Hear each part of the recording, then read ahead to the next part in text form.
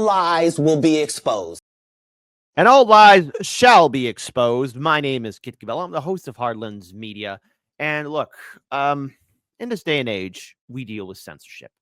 We've seen it in many forms. Hardlands Media is all too uncomfortably familiar with that term, from being terminated, shadow banning, demonetization, videos being deleted, and no answer whatsoever, or either that our own subscribers and viewers not being notified when we upload new content or go live, which is always a massive problem. And in this, we here at Hardlands Media stand against censorship. And when content creators are being silenced and suppressed, or either that some unknown shenanigans come their way, we are more than happy to stand in solidarity with them, and more importantly, do whatever we can with our viewing audience to try and reverse the incorrect decision that was made to terminate, shadow ban, deplatform, you name it.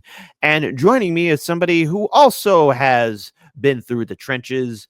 He has been a guest on the Jimmy Dore Show and numerous other people in independent media. We have interviewed him as well.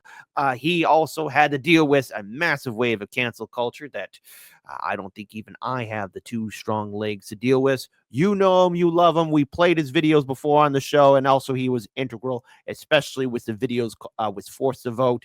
Give it up for the one and only, and I have been so far the only independent media content creator to say his name right, Matt Orfalea, joining us here, and I'm gonna say it with the belt. I'm the only one that said it correct. Matt, how you doing, buddy? Great, Kit. And yes, that impressive. You did it correctly. That's not easy to pronounce, but you did it. Everybody else got it wrong. I'm the only one that got it right, which makes me the world heavyweight champion. So there you go, Matt. I think we're actually meeting on better terms because you gave me some updates to your story. But for our viewers and subscribers, let's just get a quick, rewind. Tell us a little bit about yourself and also your combat experience with the ever-loving people on social media who like to embrace cancel culture, but then when it comes down their way, they start crying. So, Matt, introduce yourself to my people. Hi, everyone. I have a YouTube channel, Rumble channel. I go by Orf because most people cannot pronounce it. My name, like Kit did so well.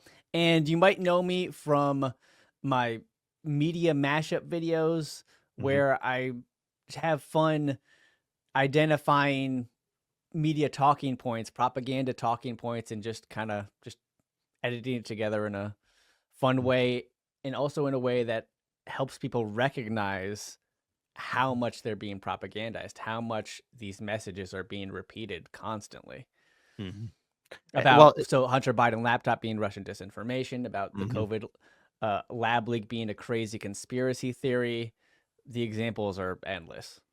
Yes, and we have talked about it. We've played a couple of your videos before, too. They've been a wonderful source of information. And, hey, look, they have aged like fine wine because they are still relevant even after the year that they were made, because we are witnessing firsthand the absolute unmasking of our entire political system. But one of the main reasons why I have you on the show right now is because recently this took place, and yes, we retweeted this as well, but something wasn't adding up when you posted this, and I could say, oh, I know about this all too well. This was a message that you got from YouTube saying, "Hi, Matt Orfalea. After manually reviewing your video, we've confirmed that it isn't suitable for all advertisers." Okay. As a result, it will continue to run limited or no ads. Before Edward Snowden, Thomas Drake documentary. Your video remains playable and is still eligible to earn subscription revenue from YouTube Premium. You can find more information about our advertiser-friendly guidelines in our help center. If you are based in the European Union and disagree with how your video is rated, there may be an additional resolution options available to you. So what's going on here, Matt? Just enlighten my audience.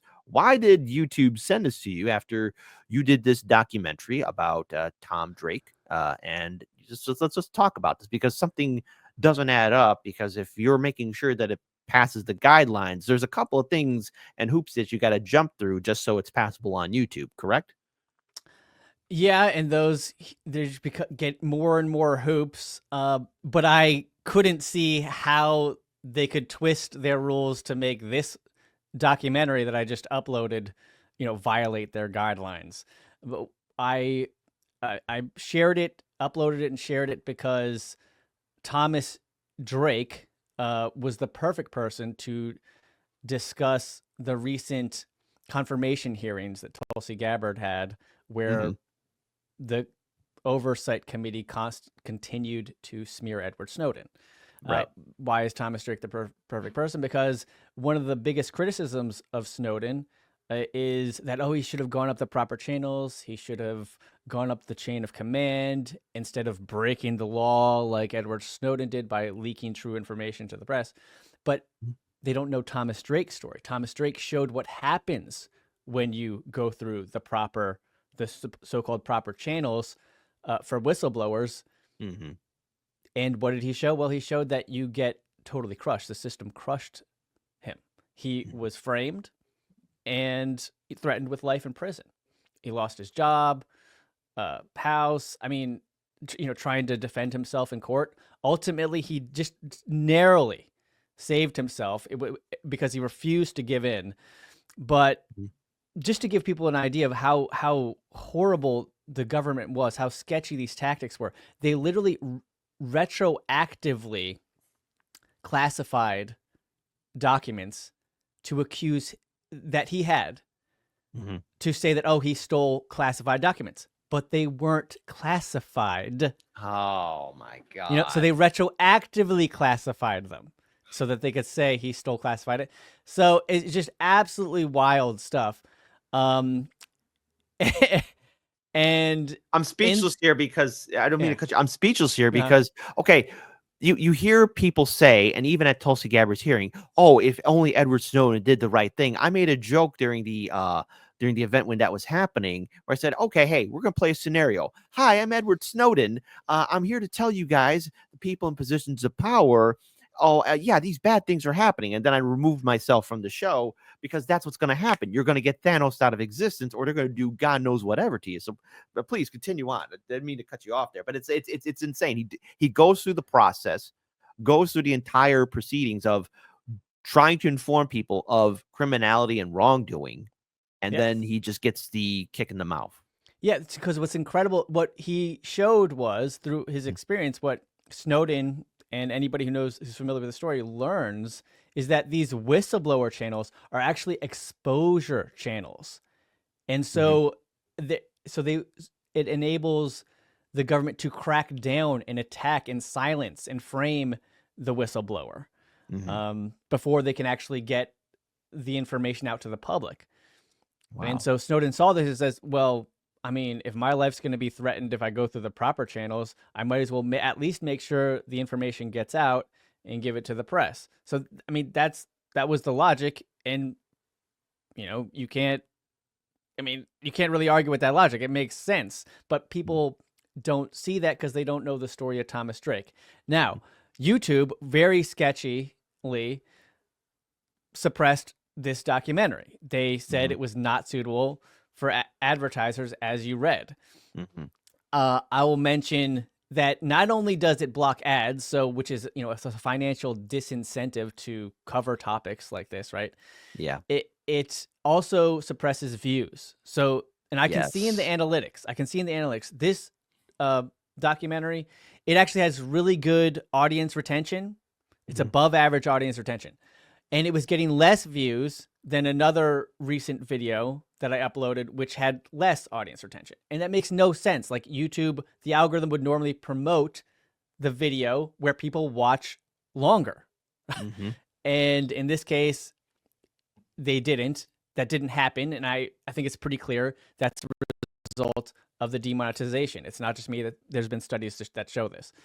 And I just think that's awful. It pisses me off. So I shared it on Twitter to try and get YouTube's attention. That's the only way you can make it happen, because the algorithm said, no, this is too dangerous to allow you to collect income.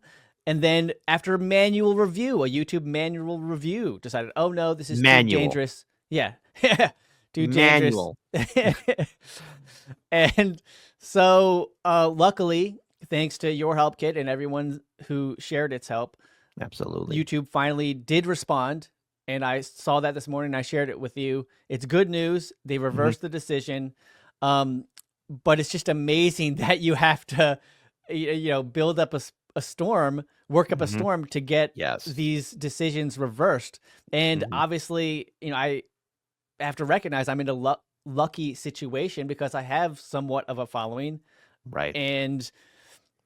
So what can I say? And also, I will say, I also emailed a YouTube contact and CC'd Matt Taibbi, so that might have had an influence as well.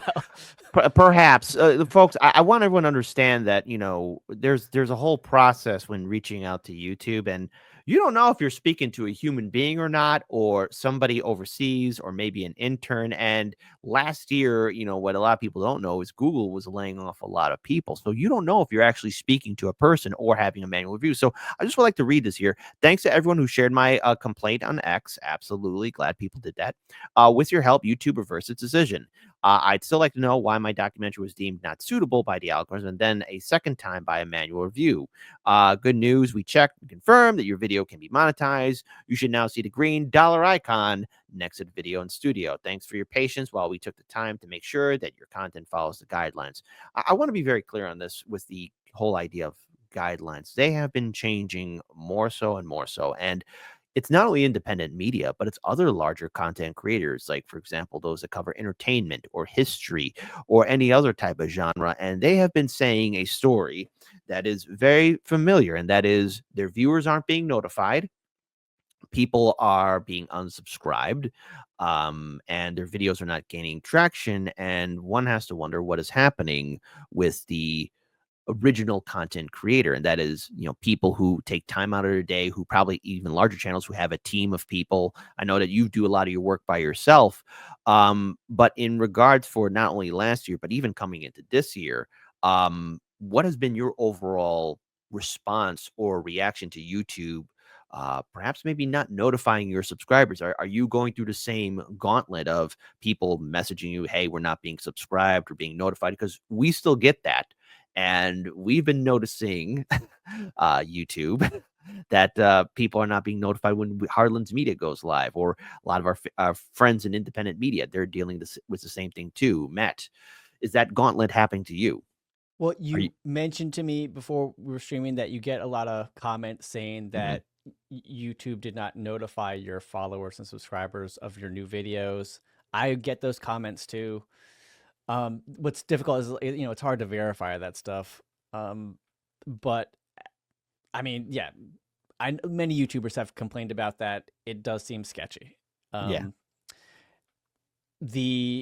What I like to focus on more is the stuff that we can verify, and you get, notifications what involved with about demonetization and video removals and all this. In a way, I almost appreciate the video removals more because it makes it clear. It's so clear what's happening, that people are being censored.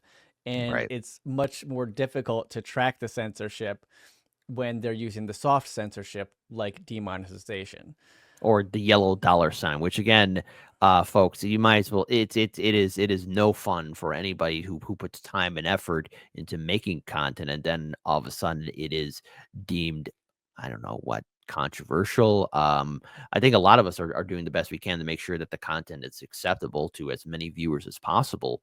But even then, I remember where there was a point, you couldn't talk about the pandemic.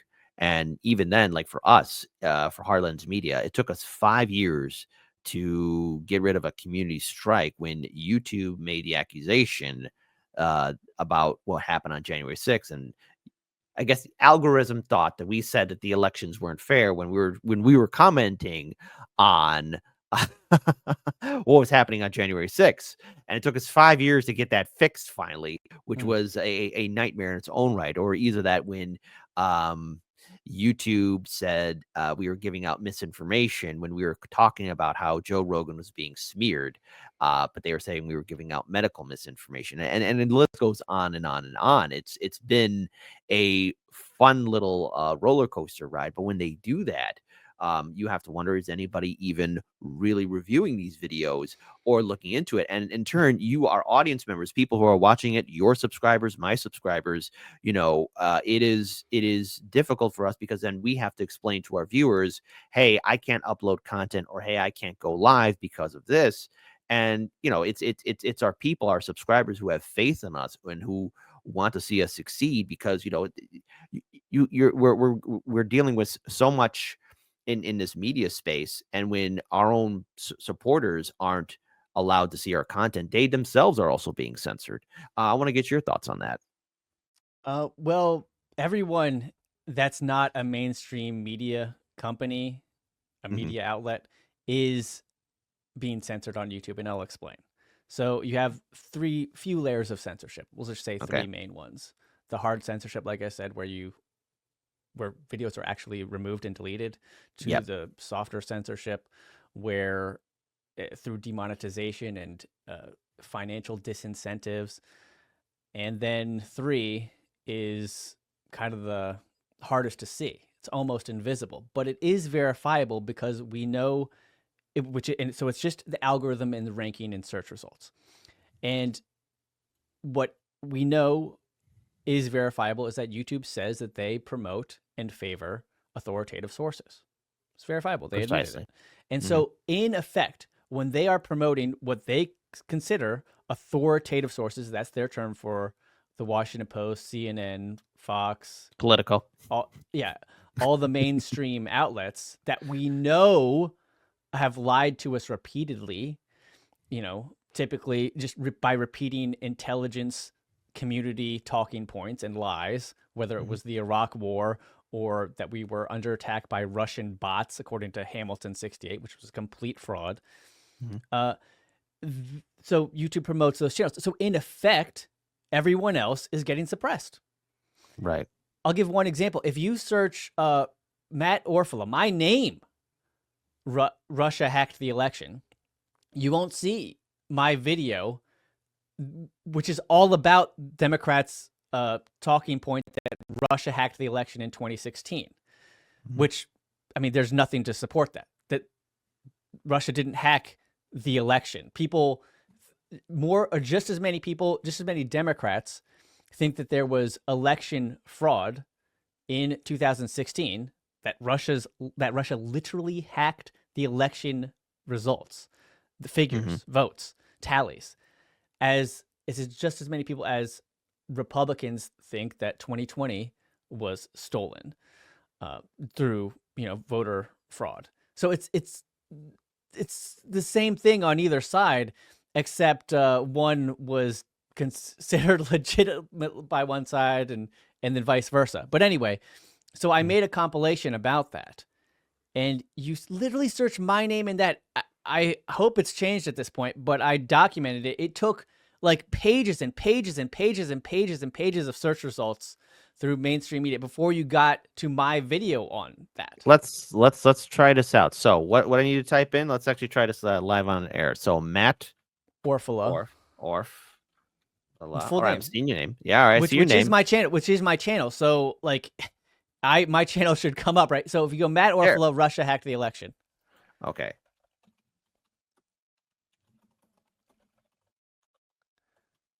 Okay, hold on. And just so everyone can see it, we're going to do this together as a family, to quote the Fantastic Four commercial. All right. I spelled election wrong. All right. And in a 3, 2, and an uno. Okay. Hey. That's not it, though. That's not it? But that's actually great.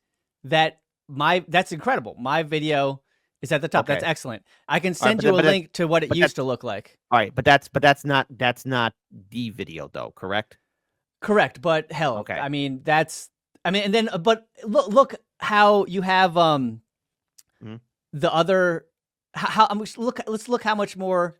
Oh yes, hold on. Let me go ahead. I'm curious to see how many mainstream media videos, which have nothing to do with Matt Orfalea, does it show you? Pull this up here. It's why isn't it letting me click a link back in there? Okay, hold on.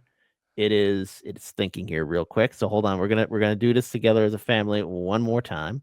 Okay, so Matt Orfalea, Russia hacked the elections. All right. And one more time, we're going to get this right, and let's see how many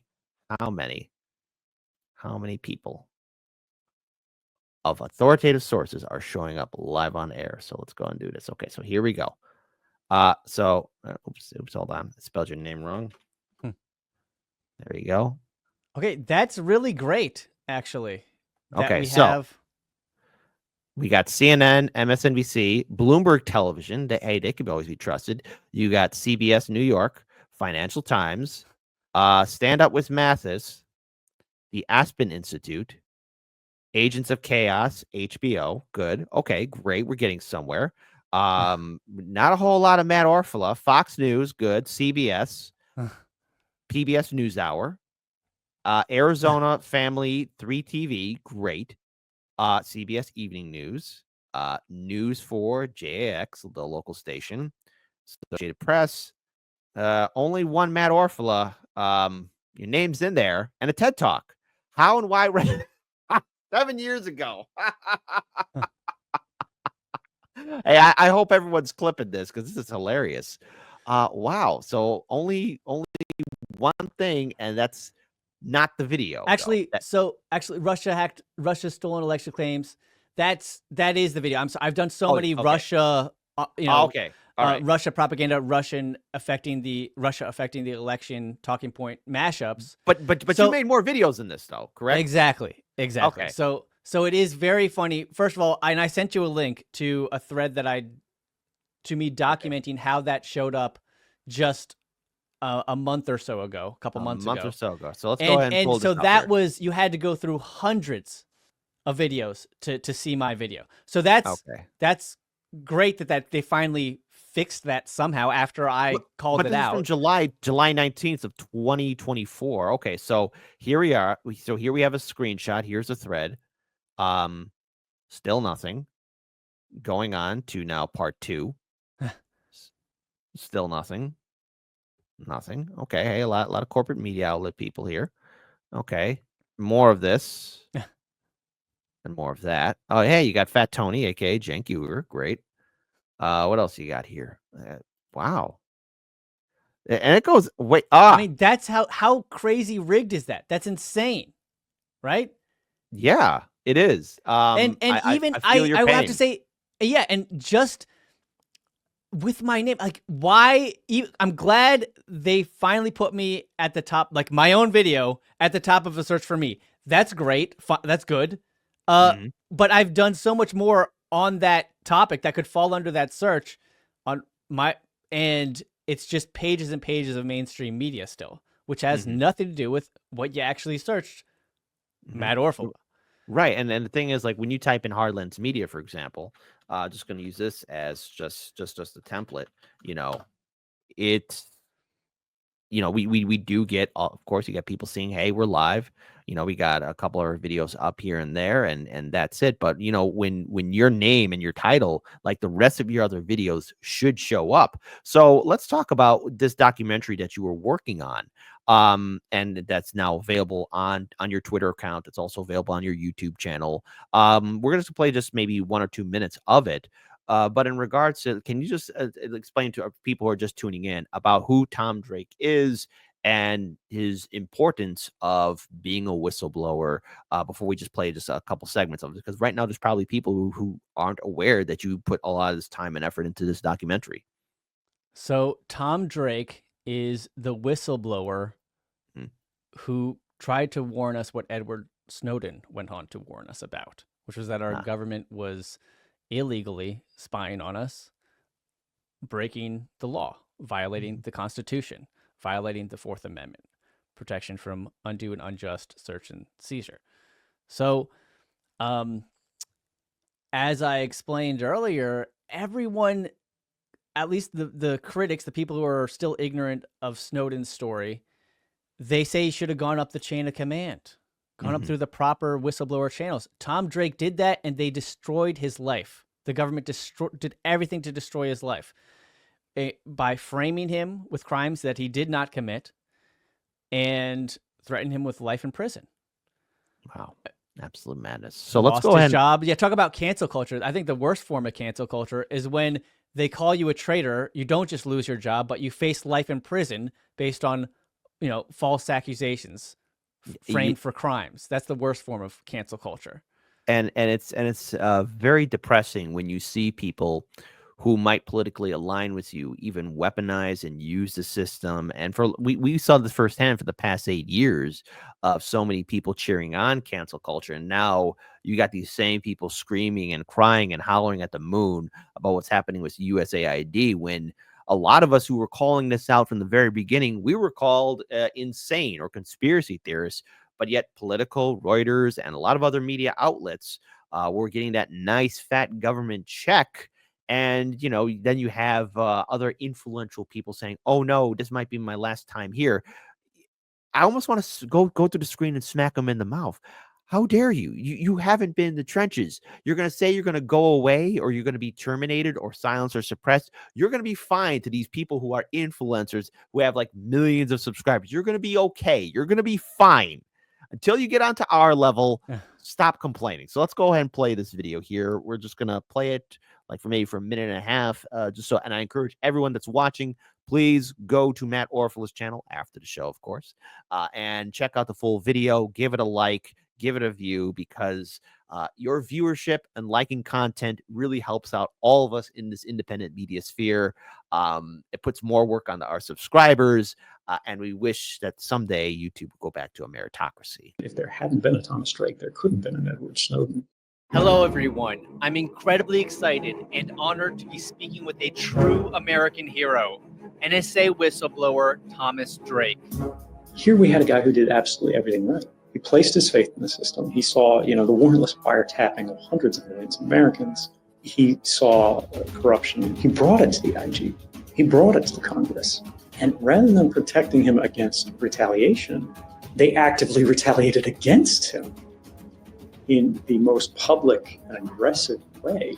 Framed, labeled an enemy of the state, and threatened with life in prison. That's what happened to Tom when he blew the whistle on the fraud, waste, and abuse of the government's illegal warrantless surveillance program. We all know about Edward Snowden.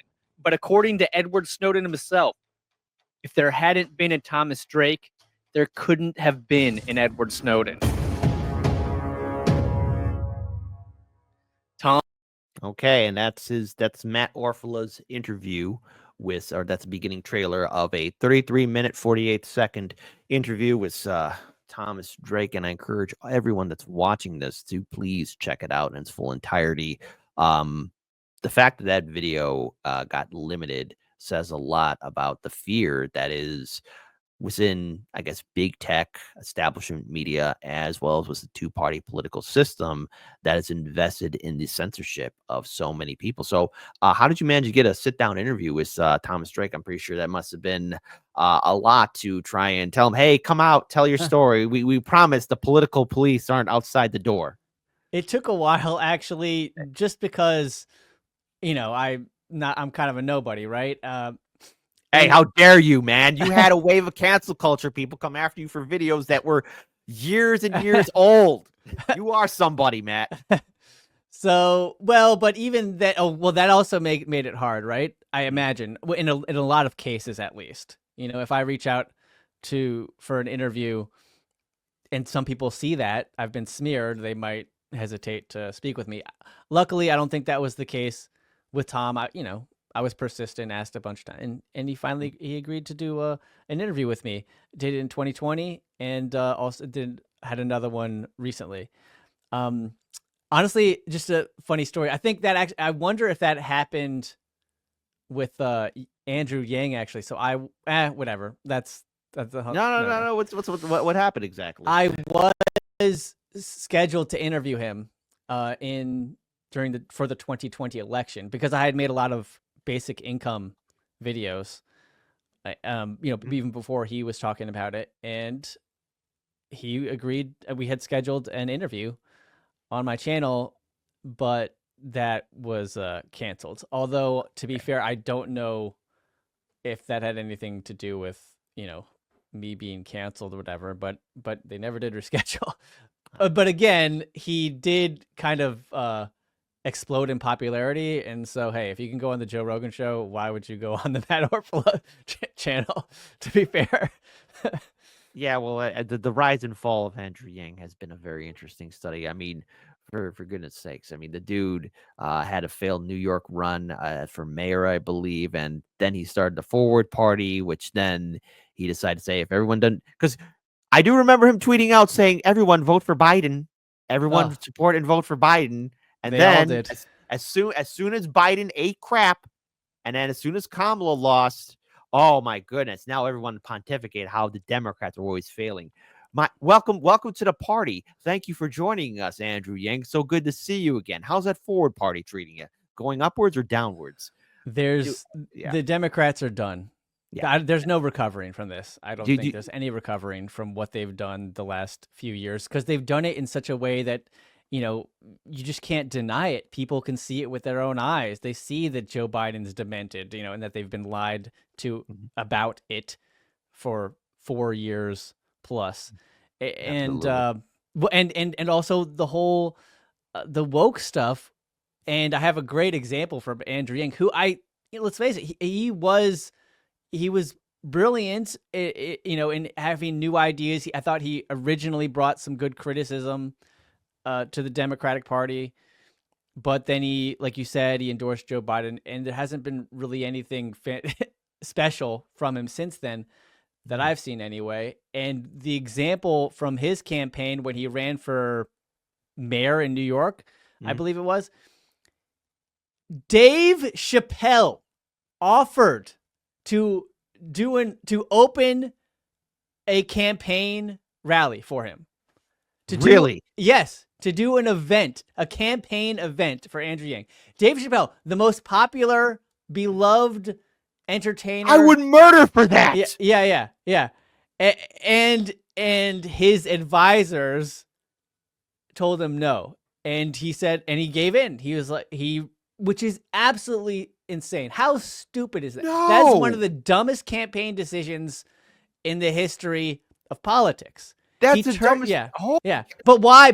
Because Dave Chappelle had recently put out a big special on Netflix, and a few people took issue with trans jokes, even though he had jokes about every demographic. Mm-hmm. And so just because you had some few mentions in the news about him allegedly being transphobic, which was complete bullshit, because anybody that listened to the whole goddamn special could see that he actually ended with an actually very touching story about a trans friend of his that passed away. So the whole narrative was total bullshit. And unfortunately, Andrew Yang had some really bad advisors, just like Bernie Sanders and everyone else. Yeah, of course. And of course, when you have the cancel, because even you went through it too, when people wanted you removed, because you did some video work for the Bernie Sanders campaign, and then there was this ridiculous vote blue, no matter who warpath against you, which I find absolutely stupid. And by the way, if we had Dave Chappelle want to do an opening for Hard Lens Media, there could be a whole fest protest, a mile long, marching from the city hall to Trump Tower, because those are glorified parades. I'd still do it. You're like, oh, Dave Chappelle wants to open up for us. Yeah, take in the views. It's front headline kind of stuff. It's dumb. And you went through it as well. And reflecting back on it, like a couple of years from now, it's like almost 4 or 5 years from now, when that went down for you, what are your thoughts of the overall activist community that somehow found their pink pussy hats and their marching shoes again? Because they're doing it downtown Chicago. There's been a couple of protests, glorified parades. Shout out to Nick Thompson, who came up with that. I wish I came up with that. He came up at the bat. You know, glorified parades in front of Trump Tower here in Chicago. They found their pink pussy hats and marching shoes. I actually saw some of them. Oh, really? In their pink pussy hats and marching shoes. I don't know if they have marching shoes, kid. I think they're just regular shoes. But anyway, they're just shoes. But in so recently, you know, the whole U.S. aid defunding and Elon Musk's Department of Government Efficiency efforts, there was a big backlash and lots of protests in DC. Right. And I went to a couple of them to document them and on video. And yeah, like I said, you had the pussy hat. The funniest thing that I saw and experienced was I did run in with Antifa, actually, into Antifa at one of the Oh, protests. there. Okay. Remember Antifa? Yeah. In 2020 and mediocre, 2016, they were much more popular. And in this case, it was just a few guys. But one dude would not let me interview somebody. So it turns out, so I was literally just interviewing anybody I walked by, offering. I just say, hey, can you tell me why you're here? That's my opener, and I just record whatever they say. And I eventually saw somebody who was pro-Trump. Oh, really? I didn't know it. I didn't know it at the time, but I'm approaching him, and he starts talking to me, and then the Antifa guy comes in and puts, some sign in front of the camera so that I can't record him. Okay. And he would not stop. It was the most pathetic thing. And then another guy says, yeah, we got a problem with you. I'm like, why can't I talk to him? It's like, because he's a fascist. I'm like, why is he a fascist? They have no answer. They have no answer at all. Exactly. And anyway, they said I was a January 6er because I wanted to interview him. It's the accusation and projection, and I know about this because when we covered, let's say, like DSA, when me and Daniel were out in the field covering like events, or there were some activist groups, we had some run-ins where when we asked a couple of these activists, hey, for turning Chicago into sanctuary city, is there a plan? Does City Hall have a plan? Which, spoiler alert, they never did, which is why there's again, ICE doing raids here in Chicago. And again, there's the mismanagement under Brandon Johnson. But we were called, racist or bigoted or secret Trump supporters. Or when we tried to interview people from DS, like Chicago branches here, or a few other activist groups, people would say to us, well, why are you here? You're trying to get clout from us? Like, no, we're here to promote like the good that you're doing and everything else. Like, no, it was like literally like pulling teeth. Like, no, it's in reverse. Like, hey, tell us the good that you're doing. We're not here to get anything from you. And it's always utter hypocrisy. I mean, after a while, I remember saying, I remember, especially when because I haven't gained the mental fortitude yet to cover a Trump protest in front of in here in Chicago, because what caused me not to pay it any attention anymore. I was in a glorified parade march filming, doing a live stream. It was on a Facebook live stream, and I remember stepping out to get a wide view of the crowd, and then that's when I saw it. There was this pen, like a small caged pen that the Chicago Police Department set up for the protesters to go into like sheep. And I'm like, your leaders are marching you into a pen set up by the police department. Malcolm X wouldn't let you guys do this. Dr. Martin Luther King wouldn't let you guys do this. Nobody who was serious about activism and protesting in the 60s would go, oh yeah, the police set up a pen for us to march into. I remember calling him down like, hey, we're not doing this anymore. I can't do it. And Dan said, oh, I saw the video. I saw the live stream, because he was working on a project for the radio station at the time. And it was just right then and there. I couldn't do it. And I still don't want to, because it's good to see a lot of these people out there protesting. When all this stuff was happening under Biden, everybody went to brunch. And that's really pathetic, especially when you see these same people now saying, oh, we got to support the Democrats. How can you support the Democrats when you see stuff like this? I want to play this for you real quick, because it's only 13 seconds. But hey, vote blue no matter who. This is leadership. I'm trying to figure out what leverage we actually have. What leverage do we have? They control the House, the Senate, and the presidency. It's their government. What leverage do we have? What leverage do we have? What is it seriously? Because when the Republicans were in the minority party, they seemed to have a lot of leverage. That's what I remember. I mean, the Democrats had supermajority. Did they bend over backwards for anybody? Now the Democrats are saying what leverage they have. Matt, does that inspire you to vote Democrat? So funny. It's so funny. I mean, no, Democrats are done. now, what I heard at these protests that were just a few days ago, they're like, "We're gonna fight. We're gonna fight. We're not gonna stop fighting." And then after the protest, at the podium on on C-SPAN, that's what you hear. You hear, "We have no leverage." I mean, just the contrast is hilarious. And I swear to God, at the protests, they were all doing their best Bernie Sanders impressions. "When we fight, we win. When we fight, we win." And actually, Chuck Schumer did a hilarious one.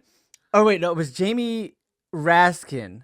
Somebody did. Yeah. He goes, so that chant, "This is what democracy looks like." No, right? show me what democracy looks like. And they say this is what democracy. And no, but this is what Jamie Raskin did. Like, it was totally messed. Like, he literally goes, "This is what plutocracy looks like." And the crowd goes, "This is what plutocracy looks like." I swear to God. Now, he was pointing at, I think it was the department, the Treasury Department, whatever, signaling that, what Elon Musk is doing in there is plutocracy. But I mean, it was hilarious to see the congressman lead a "This is what plutocracy looks like" chant, with the crowd, because that's also what plutocracy looks like, right? Yeah. These bribed, these corrupt politicians, they're supported by one billionaire or another, even however indirectly. And it's just very funny that he was literally chanting with the crowd, "This is what plutocracy looks like." The thing is, if these Democrats really were fighters, I'm gonna keep on bringing this up. If they really cared about the Department of Education, they really care about all of this, they would have. Did you see the video where they were confronting that one lone security guard from the Department of Education? Do you see that video? Yeah, amazing. They actually really gave a damn. Maxine Waters would have flipped that guy like how she did to Michael Tracy, right, when she broke Michael Tracy's arm, and then they would have gone in there and stormed like the South Korean MPs did when the South Korean president was doing martial law. Like, these South Korean politicians confronted the South Korean military that was ordered by the South Korean president at the time when martial law was, they didn't care. They were ready to climb the walls, go through secret underground passages to get inside Parliament to reverse what the president did. I mean, I'm hoping that, and maybe I'm wrong, but I hope that there's at least one South Korean politician that did like a reverse Shawshank Redemption, go through the sewers and climb inside the parliamentary building, be like, "Yeah, I'm voting no against this goddamn president." If my representative or senator did that, I'll be, "Hey, that's my senator representative." No, they're like, "Do we look like criminals to you?" "Yes, you do look like criminals because you do insider trading." Like, these people are completely irredeemable. And the fact now they're trying to do this fake false resistance shows that as a party, as an institution, that they're still dying out. And eventually maybe we could see their demise. So I know that right now you're working on a lot of their projects here. So first of all, let's introduce people to the ORF report. You're talking about whistleblower Thomas Drake, especially in the live stream interview that you talked about. You got a couple other videos and documentaries that you have here. So is there anything that you're working on, projects that we need to be made aware of so that my people can support your work and where they can find you? What's going on, Matt? Oh, so many things, Kit. Thank you. And just so people know, it's actually really easy. It's just, you just type in orf.report in the URL bar, and it takes you right to that Substack. And I really do think Substack might be the best at this point, as far as since due to its resilience from demonetization and cancel culture and all that. Right. But as far as future projects, I should put those videos I mentioned that I took of the protests. Some of it's pretty entertaining. But as far as longer things, I'm actually also working on kind of the definitive Dr. Fauci compilation. All right. I would like to see that, but I also like to offer something too as well. And I've been sharing this with a couple people in independent media, and we got a couple of years, but maybe we could cook on it, maybe do a Hell's Kitchen kind of cooking on it. But there's going to be a big political upheaval here in Chicago. If you're not aware, but on November 5th, after the elections were all tallied up here in Chicago, there was a high voter turnout. And for the first time in a long time, it didn't turn the entire city red, but there was at least one district, maybe two, that turned Republican red. There was the highest turnout for a Republican candidate running for president here in Chicago. There's also been a massive pushback against the Democrat machine here due to the failures of Brandon Johnson. And for the possibly, we could be witnessing the end of the Democrat machine that has controlled Chicago politics since its creation under Old Man Daley and a few other key players that have kept Chicago in this perfect neoliberal feudalism nightmare. And that's something that, I think I would encourage a lot of people to be made aware of for the 2027 Chicago elections. There was even an attempt to recall Mayor Brandon Johnson as well, just before the DNC convention happened here in Chicago. So there's going to be a big upheaval here, and I think it's something that everyone should pay attention to. And I'm trying to get as many people aware about it and maybe collaborate in regards to what's going to be happening here in the city, because I think that this is the beginning, the true beginning of the Democrat influence finally breaking. I think so too. The question is, like what comes next? Like, does a third party finally make its way in? I would hope so, maybe, but then again, I have my reservation third parties. I have my questions. I mean, they did a 50-50 job in my book. I would say I'm half impressed, half not impressed. I think there was a lot to be left desired. They did get a lot of media attention, but the Greens and Libertarians, if they are not capitalizing and trying to reimagine and rebrand themselves and start building infrastructure up ready for 2028, I can't in good conscience just keep on cheerleading them on. Sure. And when you have the Forward Party fail, I have no idea what's going on with the People's Party at this point, or any other political institution. If you're not going to be serious about being that alternative that many Americans want, especially when 50% of the population identifies itself as independent, I can't just waste my time on you. I have to call you out in the same way as the Democrats and Republicans. So again, citizen ballot initiatives, I'm always a fan for that. So that's something that maybe we can have a conversation about. So all in all, I'm glad that your video is fully monetized and that people can see it. I will have this link to his documentary once I clip this video available. And yes, this interview will be available on Can TV as well. So no matter what, Matt, you're going to make it on traditional media. All right. Wait, what TV? Canned? Can TV. It's a Chicago Public Access television Oh, beautiful. channel. So, Okay. So Heartlands Media is televised. The revolution is televised on Can TV, channel 21. That's a time we're actually got the evening slot. So, Heartlands Media is on public access television. All of our interviews, whoever we interview, it goes on to Can TV, and I think we're now 7 seasons at this point. Oh, I think awesome. so. Yeah, there you go. That's So, great. there Yeah, you go. I also don't share like a faith in any political party, but there's certainly an opportunity right now. The Democrats, actually, their unfavorable rating is the highest since Quinnipiac pollsters began asking the question in November of 2008. So they are, they're doing horribly, an all-time low. So yeah, the opportunity is there. If someone wants to come in and replace them, it's not an easy thing to do, but I think there's a better opportunity now than there has been in a very long time. Also one other thing here too, you are our first guest after our birthday too. Heartlands Meat is now 8 years old.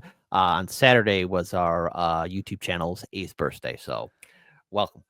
I forgot to share that. I should put that in the opening as well. So there you go. Cool. Well, happy birthday to Heartlands Media. All right. Beautiful. All right, my friend. Matt Orfalea, this is the Orf Report. Folks, we're going to continue on with the rest of our main show. Please support him.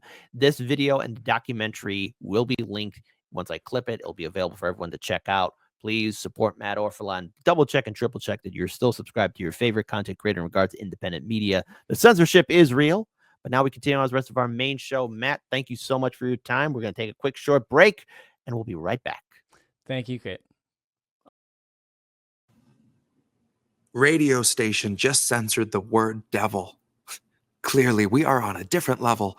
I guess you wouldn't notice all the rolling boulders crashing past your shoulders when you're taught to shift your focus lower, scream at all the pebbles. cheering on the bombers because you can't abide the rebels. But I bet you'll wring your bloody hands when all the dust has settled, when the last little limb is pulled from Gaza's twisted metal. Then you can say how you were led astray, and never once in all your days would you have knowingly supported all the genocide for which you clapped and prayed. But they baited you with unconfirmed blurbs about babies until you were filled with rage. Yet someone told you babies had been starving, bombed, and caged for nearly 80 years in Gaza, and you looked the other way. So regret, but make it fashion. Go and pluck that final petal off a hyacinth on Instagram for every kid they kettled. Every son that Israel imprisoned when they're little, that they tortured for a decade, then surprised with their acquittal. And when they got released and saw their parents, and whenever siblings hadn't met the missiles, they stared right through their middle. Their eyes don't seem to focus, and their words are all but dribble, like they're pondering the darkest riddle. That is, how many false flags does it take to make humanity inhuman and uncivil, distorted by the revel? The crooked slant where Israel contorts into America, Biden bathing Bibi in a bloodbath in the bevel. I opened up my feed and I saw children disassembled. Turned some music on and heard the station censor devil.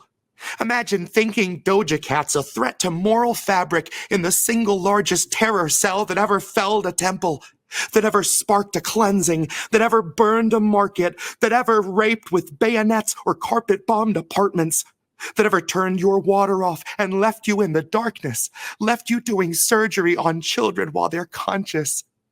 You sing the devil's praises every time you sing our anthem. You sing a hymn to him that watched us birth a million phantoms. You'll proudly wave his flag, and yet you will not name the devil? Well, clearly, we are on a different level. I can give you names, shit, I'll give you several. They say the devil wears a different face for every general, like a composite of the char he brought to fields of emerald, and the wail of every childhood we made ephemeral. So who else has left the stain of blood on everything they touch?